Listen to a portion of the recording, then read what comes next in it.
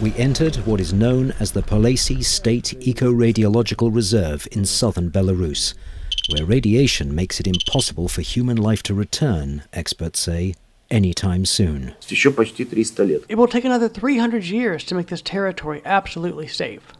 With no humans around, wild animals have taken over the land, where time stopped short after the Chernobyl accident in 1986.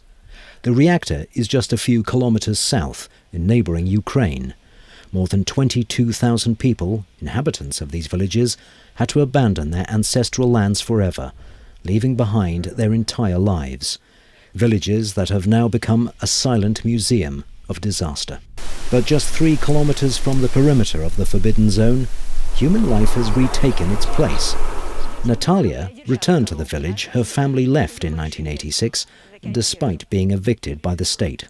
I was born here, at Krasnaya Gora. I studied here. When the radiation took place, we were taken to another area. I married there, lived there a bit, but I disliked that.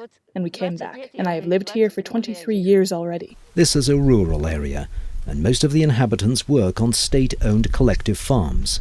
They complain of miserable wages. Svetlana, a mother of 4 children, who says she is exhausted by working conditions. The salaries are very small. Very small. It is impossible to survive a month having such salaries. The work is quite heavy. As a milkmaid's replacement, for instance, my salary is 320 rubles, maybe 330. Belarusian rubles, not to be confused with Russian rubles. Low wages mean people must grow crops and raise animals for their own consumption. Experts call it risky, since this land is contaminated.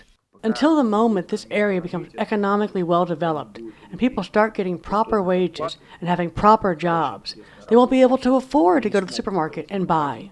But for residents who do not see radiation as a problem, the choice is one of either eating or not eating. If it were not for my own household garden, it would be absolutely impossible to survive having such a salary. Do you agree with that? Очень важно.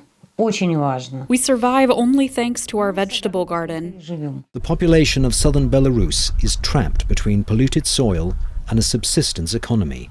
And in that dilemma, the fear of hunger outweighs the fear of the harmful effects of radiation. For Ricardo Marquina in Bregan, Belarus, I'm Roderick James, VOA News.